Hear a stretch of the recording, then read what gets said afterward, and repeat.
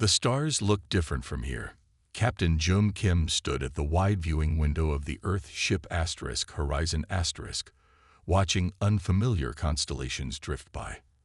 After 3 weeks in space, they were finally approaching the massive ring-shaped station that served as the diplomatic hub of the Galactic Consortium. "Nervous, Captain?" asked Park, coming to stand beside him. As the ship's tactical officer, Dai always seemed alert, his eyes constantly scanning for potential threats. "Not nervous," Jun replied, straightening his dark blue uniform. "Just aware of what's at stake." This was humanity's first official diplomatic mission to the consortium.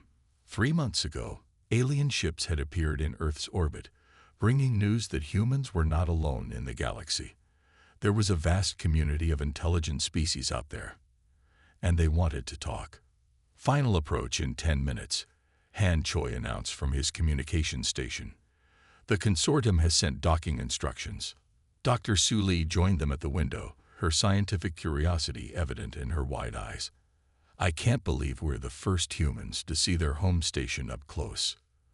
The Harmony station grew larger as they approached, a massive ring structure with ships of various designs coming and going. Unlike human spacecraft, which were built to withstand the harsh conditions of space, the alien vessels looked almost delicate, with flowing lines and transparent sections. "Remember the briefing," Jun told his crew as they prepared to dock. "Earth is classified as a Class 12 death world by consortium standards. To them, we're dangerous by nature. Watch your movements, speak softly, and try not to startle anyone." The crew nodded. They had been chosen specifically for this mission, not just for their skills, but for their calm temperaments and diplomatic abilities. "Docking complete," Han reported. "Atmosphere matching successful. They're ready to receive us." Jun took a deep breath. "Let's make history." The reception area of Harmony station was a vast chamber with high ceilings and plants from 100 worlds. Standing ready to greet them were 3 representatives of the consortium's founding species. Ambassador Trill of the Lull stood tallest, her body covered in iridescent feathers that shifted color with her movements. Her species resembled Earth's birds, with hollow bones and a light frame evolved for a low-gravity world. Representative Qual of the Meld was nearly transparent, his aquatic form contained within a floating water tank. Tendrils moved slowly through the liquid as he communicated through the translator device attached to his tank. Elder Zun of the Vox seemed the most alien to human eyes, a crystalline being whose body refracted light into rainbow patterns across the floor. The Vox moved with deliberate slowness, each step carefully placed. As the humans entered, all 3 aliens took subtle steps backward. "Welcome to Harmony *" Ambassador Trill said, her voice musical but with an undercurrent of tension. "We are honored to receive the first diplomatic delegation from Earth." Jun bowed slightly. "The honor is ours, Ambassador. Allow me to present my crew.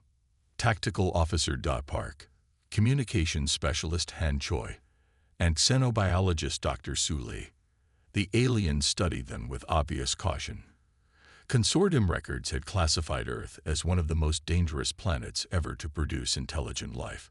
Its heavy gravity, extreme weather patterns, aggressive predators, and highly variable climate had shaped humans into something the peaceful species of the consortium found difficult to comprehend.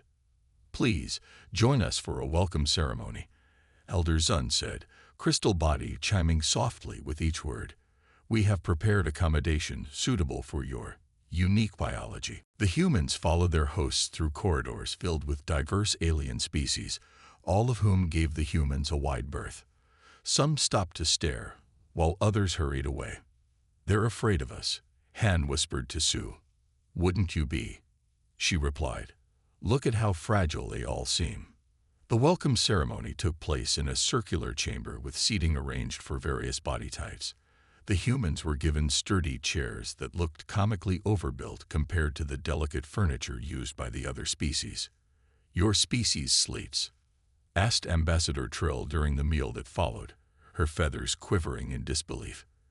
You voluntarily enter a death-like state for a third of your day. Yes, Sue explained patiently. Sleep is essential for our mental functions and physical recovery. Fascinating and terrifying, Trill responded. On our world, to lose consciousness would mean certain death from predators.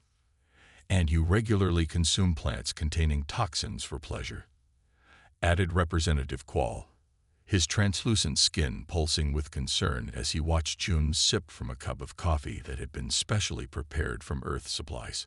Caffeine is mild by our standards, June explained with a smile, not realizing how his casual dismissal of toxins unsettled the aliens. Elder Zun seemed particularly interested in Dr. Sue's explanation of Earth's diverse ecosystems. Your world houses millions of different species, many hostile to each other and to you. That's correct, Sue replied. Earth's biodiversity is one of its greatest resources, though it has certainly challenged us throughout our evolution. And you ventured into space despite having not yet achieved peace on your own world? Quall asked, tendrils waving in agitation. Day stepped in diplomatically. We believe space exploration brings perspective that helps us solve our planetary problems. The aliens exchanged glances that the humans couldn't interpret. After 3 days of diplomatic meetings, the humans had settled into a routine on Harmony Station. June felt they were making progress despite the obvious cultural differences. The consortium species were peaceful to a degree that seemed almost naive to humans. They had never developed weapons of mass destruction, had few concepts of warfare, and struggled to understand human history. They evolved on worlds with few threats, Sue explained during a private crew meeting. Their cooperation comes from a different place than ours.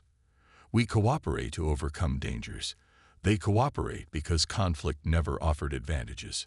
Han, who had been monitoring consortium communications, added, They're calling us gentle giants in their private messages. They're surprised we haven't accidentally broken anything or hurt anyone. June nodded. Good. We need to keep showing them that. A loud alarm cut him off, its wailing tone echoing through the station. Red lights flashed in the corridors outside their quarters. What's happening? Dai was instantly alert, hand instinctively moving to where a weapon would be if they had been allowed to carry them. They rushed into the corridor to find consortium species moving in apparent panic, their movements lacking the order and calm that humans would expect during an emergency. Ambassador Trill spotted them and hurried over, her feathers flat against her body in what they had learned indicated extreme stress. Captain Kim, a terrible situation has developed. We've received a distress signal from Kellis 7, one of our mining colonies. The Vox settlers there are dying of some unknown cause, and the colony is in chaos. What's being done? June asked, switching instantly to crisis management mode. The Council is discussing response options, Trill replied, her voice trembling. But we have limited emergency protocols. Such situations rarely occur in consortium space. June exchanged glances with his crew. They all recognized the opportunity this presented, a chance to show the consortium what humans could offer beyond diplomatic niceties. Ambassador, Jum said firmly, the Horizon is equipped for emergency response. My crew includes medical personnel, and we're trained for crisis management. Allow us to help. Trill's feathers rose in surprise. You would risk yourselves for a Vox colony. That's what allies do, Dai said simply. Let me take this to the Council immediately, Trill said, hope creeping into her voice. As she hurried away, Sue turned to June. This could change everything. If we can help them in a crisis, then they'll see that the same adaptations that make us dangerous also make us valuable allies. June finished. Prepare the ship. I have a feeling we'll be leaving soon. An hour later, the Council approved their offer of assistance. As the humans boarded the Horizon they noticed the consortium species watching them with new expressions, not just fear now, but something that looked very much like hope. Set course for Kellis 7, June ordered as they undocked from Harmony Station. Maximum speed. The Horizon turned away from the safety of the station and accelerated toward danger, exactly the environment for which humans had evolved. The Horizon dropped out of faster-than-light travel with a flash of light. Ahead of them floated Kellis 7, a large asteroid that glittered with crystal formations and mining structures. Scan complete, Day reported from his station. I'm detecting approximately 200 Vox life signs. That's less than half the colony's reported population. Captain June frowned. Any signs of attack or damage to the structures? None, Captain, Day replied. No weapon signatures, no hull breaches. Whatever is happening doesn't appear to be a military assault. Sue was already reviewing data on her screen. Captain, I'm picking up unusual biological readings. Something is affecting the crystalline structures of the Vox colonists. Han, hail the colony, June ordered. After several attempts, a weak signal came through. The view screen showed a dimly lit control room where a Vox Elder's crystal body was dulled and cracked along one side. This is Elder Bin of Kellis 7, the alien said, voice chiming weakly. Earth vessel, we did not expect the consortium to send humans. I'm Captain Jum Kim of the Earth ship Horizon. We received your distress call and came to help. What's happening to your people? Elder Bin's crystal form shuddered. Something is causing our bodies to fracture and crumble. It began 10 days ago. At first, we thought it was from a new mineral vein we discovered, but it has spread to those who never entered the mines. We have no natural defenses against infection. Sue leaned forward. Infection. The Vox don't get sick. Their crystalline biology doesn't support normal pathogens. Precisely, Elder Bin said. In our 5,000 years of recorded history, no Vox has ever experienced a biological attack. We have no immune system. We never needed one. June looked to Sue. Can you help them? I need to examine the affected Vox and collect samples, she replied. But yes, Earth medicine might have answers that consortium medicine doesn't. We've been fighting microscopic battles our entire evolutionary history. Elder Bin, Jum said, turning back to the screen. We're coming down to help. Please prepare your medical facility for our arrival. We will prepare, Bin replied. But please understand, many of my people have never seen a human. In our weakened state, your appearance may cause distress. We understand, June said. We'll be gentle. The shuttle landed near the main colony dome. Through the viewport, they could see the beautiful crystal structures that the Vox had built, geometric shapes that caught the light from the distant sun and broke it into rainbows. But many buildings showed signs of neglect, with darkened sections and cracked surfaces. Atmosphere readings are stable, Day reported. Gravity is about 40% of Earth normal. Remember, June told his landing team as they prepared to exit, move slowly and speak softly. To the Vox, we're like walking tanks. They stepped out onto the asteroid's surface, their bodies easily adapting to the lower gravity. A small group of Vox waited for them at the airlock entrance, their crystal bodies dulled and some showing visible cracks. I am Lim, medical coordinator, said one Vox, stepping forward carefully. Thank you for coming, Earth humans. Sue bowed slightly. Thank you for trusting us to help. I would like to begin examining the affected immediately. Inside the colony dome, the situation was worse than they had expected. Hundreds of Vox lay in special recliners, their bodies showing various stages of deterioration. Some had large cracks running through their forms, while others had lost entire sections of their crystalline structure. Our eldest are affected worst, Lim explained as they walked through what served as a hospital. The youngest show more resistance, but all eventually succumb. Sue immediately set up her portable lab equipment, while Han established communication links with Harmony Station to request any additional information on Vox biology. Day organized the healthy Vox into support teams, his military training helping bring order to the chaos. June found Elder Bin in his office, studying maps of the colony. "Elder, I need to ask difficult questions," Jun said. "Is there any chance this is not a natural occurrence? Could someone have done this deliberately?" Bin's crystal body chimed in shock. "Captain Kim, the consortium has not known war for over 1,000 years.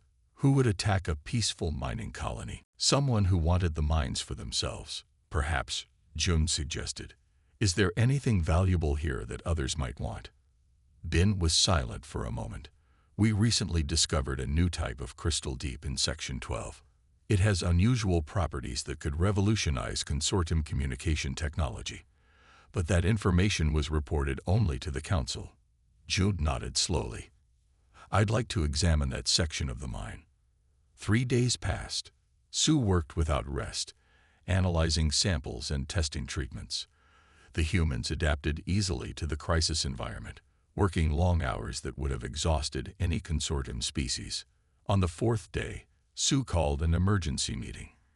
"This isn't a natural disease," she announced, her face grim with exhaustion. "The pathogen attacking the Vox was engineered. It specifically targets their crystalline matrix at a molecular level." "You're certain?" Jun asked. "Completely," Sue replied. "Natural evolution doesn't produce organisms with such specific attack mechanisms. This was designed to kill Vox, and only Vox." The room fell silent. The concept of biological warfare was entirely foreign to the consortium species. "I've developed a treatment," Sue continued. "It won't repair damage already done, but it will stop the progression and prevent new infections. The Vox will need to regrow their damaged crystal structures naturally, which will take time." "How long to treat everyone?" Dai asked. "With the equipment we have, about 2 days." Jun nodded. "Begin immediately. Dai, you and I have another task." While Sue started treatment, Jun and Dai suited up and headed to Mine Section 12. Han stayed behind to coordinate communications and help calm the increasingly agitated Vox, who were struggling to process the concept of deliberate biological attack. "Captain," Dai said as they entered the abandoned tunnel, "I've been analyzing the station's communication logs. 3 weeks ago, a ship registered to the Meld Trading Consortium docked for supposed maintenance. They left just before the first cases appeared." "The Meld," Jun frowned. "Representative Qual's people. A specific faction called the Nexus. They're not officially recognized by the Meld government." They reached Section 12 and began scanning the area. The walls glittered with unusual crystal formations, different from the normal Vox crystal, with a pulsing inner light. "Look at this," Dai said, pointing to a small device attached to the wall. "It's not Vox technology." Jun examined it carefully. "Some kind of dispersal mechanism. Take samples, but don't touch it directly." As they were working, their suit radios crackled. "Captain," Han's voice came through urgently, "we're picking up an unregistered ship approaching the colony. They're not responding to hails." "Send the data to Dai's scanner," Jun ordered. Dai looked at the incoming information. "It's a Meld vessel, Captain. Nexus design. I think our saboteurs are returning to check on their handiwork." "They don't know we're here," Jun realized.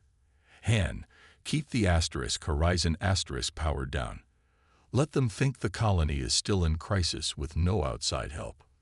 "What's the plan, Captain?" Dai asked. Jun's expression hardened. "We're going to catch them in the act." The Nexus ship docked at an unused port on the far side of the colony. Jun and Dai had positioned themselves nearby, hidden from immediate view. 3 Meld emerged from the ship in environment suits designed for their water-filled bodies. They moved with the confidence of those who believed they had nothing to fear. "The colony should be nearly empty by now," one Meld said, their voice carrying through the thin atmosphere. "We can begin setting up our own operation immediately. And the Council will have to award us the mining rights once the Vox abandon the colony," another added. "No one will suspect a thing." "I wouldn't be so sure about that," Jun said, stepping into view with Dodd beside him. The Meld froze, their tentacles writhing in shock inside their water-filled suits. Humans. One gasped. The consortium sent humans here. You're under arrest for biological terrorism, Dai stated firmly. We have evidence linking you to the engineered pathogen attacking the Vox. You have no authority here. The lead Meld shouted, reaching for something in his suit. Day moved with startling speed, crossing the distance between them before the Meld could react. To the aliens, accustomed to the slow movements of low-gravity species, Dai seemed to teleport. Your weapon, Dai said calmly, holding out his hand. The Meld stared at him in shock, then slowly surrendered the small device. How did you move so fast? Another Meld asked, trembling visibly in his suit. June stepped forward. We're from Earth. There we'd be moving quite normally. Here, we're just efficient. As they secured the Nexus members, communications came in from Sue. Captain, the treatment is working. The Vox are already showing signs of recovery. June smiled. Good work, Doctor. We've found our culprits. Prepare the colony leadership for some interesting news. The Nexus plot had been stopped. The treatment was working, and the colony would survive. But June knew this event would change the consortium forever.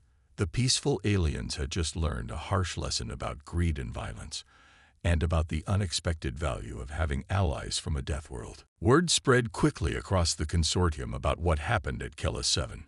The humans had not only stopped a deadly attack, but had caught the people responsible. For many consortium species, this was their first exposure to both the concept of biological warfare and to the surprising benefits of having Deathworlders as allies. On the Horizon Asterisk, Captain June held a meeting with his crew and their Vox hosts. Elder Bin's crystal form had begun to heal, with new growth covering the worst cracks. The Nexus members are secured in our holding area, Day reported.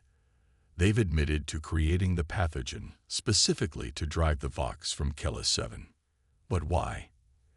Elder Bin asked, light pulsing through his crystal body in patterns that showed distress. The consortium has always shared resources. There was no need for violence. Greed exists in all intelligent species, Joan explained gently. On Earth, we learned this lesson long ago. That's why we developed laws and safeguards. The consortium hasn't faced internal threats for so long that they forgot to protect against them. Sue added, their peace made them vulnerable. Han, who had been monitoring communications from Harmony Station, spoke up. The Council is in emergency session. They're struggling to process that one member species would attack another. Their entire social structure is based on the assumption that advanced intelligence automatically leads to peaceful cooperation. An assumption that humanity disproved long ago, Daz said with a slight smile. Elder Bin made a chiming sound that the humans had learned indicated deep thought. Perhaps this is why the universe sent us humans now. You understand dangers we have forgotten. Over the next few days, Sue continued treating the affected Vox while June and Dad investigated how the Nexus had developed their weapon. The humans moved through the colony with an ease that amazed the Vox. What was low gravity to the Vox was still much stronger than what most consortium species experienced on their homeworlds, yet the humans adapted without complaint. One young Vox, named Tam, followed Sue everywhere, fascinated by her work.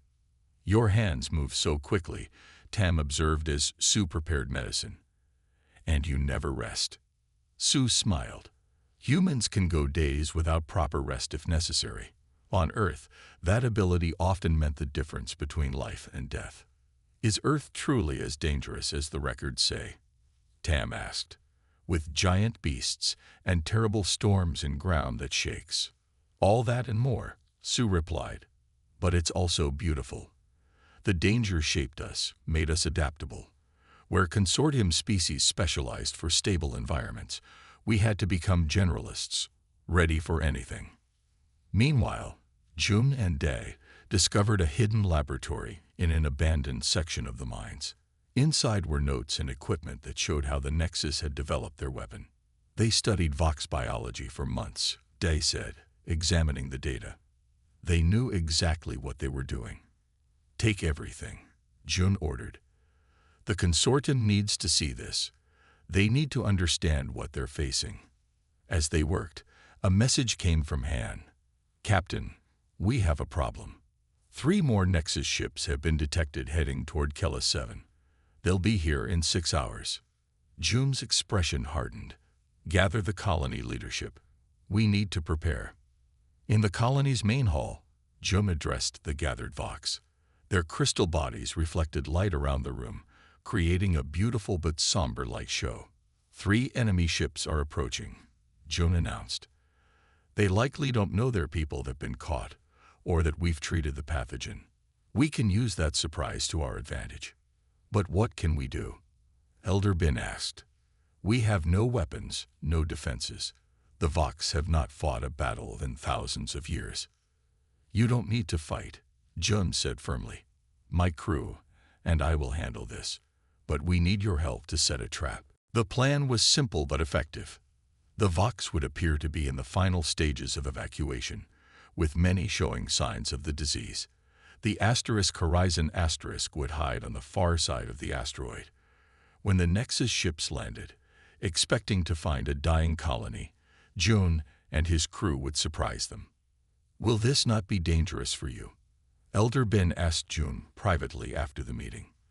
There are only 4 of you against many Nexus. Jun smiled. Elder Bin, humans have something the Nexus doesn't understand. Experience with conflict. And sometimes, that makes all the difference. The Nexus ships arrived exactly as Han had predicted. They docked at the main port, apparently confident in their success. From their hiding place, Jun and Da watched as 15 Meld emerged in environmental suits. The colony is nearly abandoned, the Nexus leader said, surveying the quiet landing area. Our pathogen worked perfectly. Begin setting up our equipment immediately. Now, Dai asked through his communicator. Now, Jum confirmed. The lights in the docking area suddenly blazed to full power. The Horizon rose from behind a crystal formation, weapons systems active but not firing. Han's voice boomed through the colony's speaker system. Attention Nexus ships. This is the Earth vessel Horizon *. Your ships are targeted. Your people on the ground are surrounded. Surrender immediately. The Nexus members froze in shock.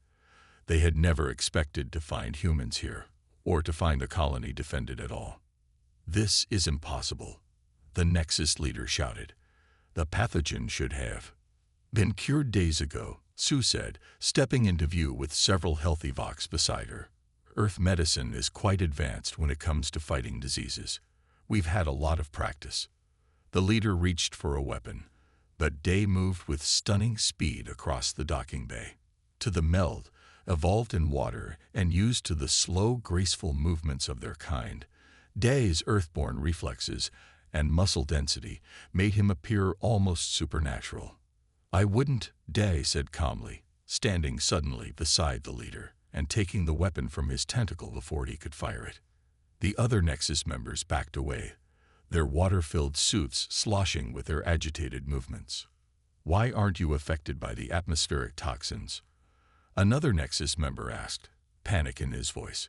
We released enough to incapacitate any consortium species. Because, Jun explained as he walked forward, seemingly untroubled by the supposedly toxic air. Humans breathe oxygen levels that would kill most consortium species. We drink beverages that would be considered poison. Our home has radiation levels, atmospheric pressure, and gravity that would crush most of your people. Your toxins are nothing to us. The Nexus ships attempted to flee, but the Horizon disabled their engines with targeted shots that showed remarkable precision. Within an hour, all 15 Nexus members were secured, and the Horizon was preparing to escort the captured ships back to Harmony Station. As the humans prepared to leave with their prisoners, the Vox gathered to thank them. Elder Bin presented Jun with a crystal that glowed with inner light. This is from the new vein that the Nexus wanted so badly, Bin explained. We have shaped it to honor what you have done for us. The crystal had been formed into a replica of the Horizon perfect in every detail despite its small size. When light passes through it, Bin continued, it will project images of Earth as you have described it to us, so we may always remember where our saviors come from. Sue knelt to speak with young Tam, who had helped her throughout the crisis. Keep studying, she told the young Box. Your people will need doctors who understand diseases now.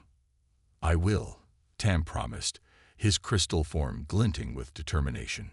And someday perhaps I can visit Earth.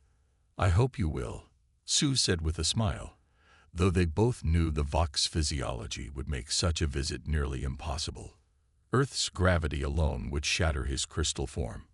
As the humans boarded their ship with the Nexus prisoners, Elder Bin asked June one final question. Captain, how did your people learn to care for those different from yourselves? On your dangerous world, would it not have been easier to fight rather than help others? June considered this for a moment. The same harshness that made us strong also taught us the value of cooperation. On Earth, those who worked together survived. Those who stood alone often perished. He looked out at the crystal buildings of the colony, now bustling with life again. Perhaps that's the gift of a death world. We learned that life is precious precisely because it is fragile, and that lesson makes us fight all the harder to preserve it, no matter what form it takes. The Horizon lifted off, leaving behind a colony forever changed by its encounter with humans, and a new understanding spreading throughout the consortium about the unexpected value of having allies from a world where danger was a daily reality. The Horizon approached Harmony Station with its unusual convoy of captured Nexus ships. Captain June stood on the bridge, watching as the massive ring structure grew larger on the view screen. Captain, we're being hailed by the Consortium Council, Han reported from his communication station. They're requesting immediate presence at an emergency session. Tell them we'll be there as soon as we dock, Jun replied. He turned to Da, who was monitoring the prisoner transport preparations. Are the Nexus members secure? Yes, Captain. They've been surprisingly cooperative since we left Kellis 7. I think they're still in shock that their plan failed. Sue entered the bridge, looking tired but satisfied. Final medical report complete. All Vox colonists are expected to make full recoveries. Their crystal structures have already begun regenerating at the molecular level. June nodded. Good work, everyone. But our job isn't done yet. The consortium needs to understand what happened and why. Harmony Station was in an uproar when they arrived. News of the attack on Kellis 7 had spread throughout the consortium, creating panic among species that had known only peace for thousands of years. The humans noticed many aliens staring at them as they walked through the corridors. But the looks were different now. There was still fear, but also something new: respect. The council chamber was packed with representatives from dozens of species. At the center table sat the highest leaders of the founding species: the Lull, the Meld, and the Vox. Ambassador Trill's feathers were flat against her body in distress. Representative Qual's tank bubbled with agitation. Elder Zun of the Vox sat perfectly still, light pulsing slowly through his crystal form. As the humans entered, the room fell silent. Captain Kim and crew of the Earth vessel Horizon announced the council chair, a tall Lull with gold-tipped feathers. The consortium owes you a debt that cannot be measured. Please share your report with the council. June stepped forward and began to explain what they had discovered on Kellis 7. He described the engineered pathogen, the Nexus plot to take over the mining colony, and how his crew had stopped the attack. He presented the evidence they had gathered from the hidden laboratory. This was not a random act, June concluded. The Nexus spent months planning this attack. They studied Vox biology specifically to create a weapon that would target them alone. Murmurs of shock and dismay filled the chamber. How is this possible? Asked a Meld counselor, tendrils waving in distress. The Nexus are of our own species. Why would they do this to the Vox? Resources, Dai answered simply. The new crystal vein on Kellis 7 is valuable. The Nexus wanted it for themselves. But there are proper channels for resource allocation, protested another counselor. Sue stepped forward. With respect, your proper channels assume that everyone will follow the rules. On Earth, we learned long ago that some will always seek to bypass rules for their own gain. That's why we developed systems to detect and prevent such actions. The council fell silent, absorbing this uncomfortable truth. What will happen to the Nexus members? Han asked. Elder Zun answered, his voice chiming softly. The consortium has no precedent for this kind of crime. Our justice system was designed for minor disputes, not war crimes. If I may, Jun said carefully, Earth has, unfortunately, extensive experience with such matters. We would be willing to share our knowledge to help the consortium develop appropriate responses. The council members exchanged looks. Finally, the chair spoke again. Captain Kim, the consortium council requests a private session to discuss these matters. Please remain on Harmony Station until we call for you again. The humans returned to their quarters to rest while the council deliberated. After several hours, Han received an urgent message. Captain, something strange is happening, he reported. I'm monitoring consortium communications, and there's suddenly a lot of traffic about Earth. Species across the consortium are requesting information about humans. What kind of information? Sue asked. Everything. Our biology, our history, our technology. Several scientific institutions are asking permission to send delegations to Earth. Day looked concerned. Are they seeing us as a threat now that they know what happened at Kellis 7? No, Han said, looking surprised. They're describing us as valuable allies. The messages use words like protectors and guardians. Before they could discuss this further, they received a summons back to the council chamber. When they returned, the chamber had changed. The central table now had 4 seats, not 3. The humans were directed to stand before the council. Captain Jum Kim of Earth, the chair began formally. The consortium council has reached a decision. What happened at Kellis 7 has exposed a serious vulnerability in our society. For thousands of years, we have lived in peace, evolving away from the instincts and abilities needed to handle conflict. This left us unprepared for threats from within or without. Ambassador Trill continued, her feathers now displaying formal patterns. We have observed that humans, shaped by your harsh world, possess precisely the skills and perspective we lack. You understand danger in ways we have forgotten. Representative Quall spoke next, his water tank clear and calm. The Nexus believed the consortium would be helpless against their attack. They were right, but they did not account for our new allies from Earth.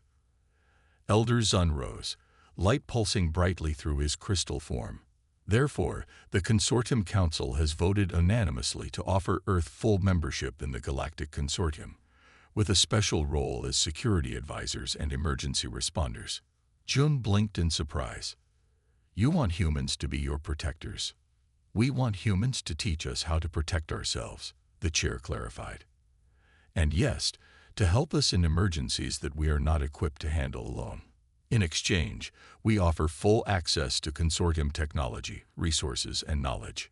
The 4th seat at the central table, Jun realized, was meant for Earth. This is a great honor, Jun said carefully. But I can only bring your offer back to Earth's governments. They will need to consider it carefully. Of course, the chair agreed. But before you leave, we have another request. Yes. The Vox of Kellis 7 have asked to present you with something. At a signal from the chair, the doors opened and Elder Bin entered. With him was Yum Tam and several other Vox from the colony. They carried between them a large crystal sculpture that captured and refracted light in dazzling patterns. This is a memory crystal, Elder Bin explained. We have encoded within it the story of how humans came to our aid. It will be displayed here on Harmony Station for all species to see. Tam stepped forward, his small crystal form glinting with excitement. We have a saying now on Kellis 7. When danger comes, pray for the arrival of Deathworlders. Sue smiled at the young Vox. That's a heavy responsibility to place on us. Perhaps, Elder Ben agreed. But you have shown us that the very things that make humans dangerous, your strength, your adaptability, your understanding of conflict, also make you the perfect defenders of peace. As the Horizon prepared to return to Earth with the Consortium's historic offer, the crew gathered on the observation deck to watch Harmony Station recede into the distance. Do you think Earth will accept? Han asked. I hope so, Joan replied.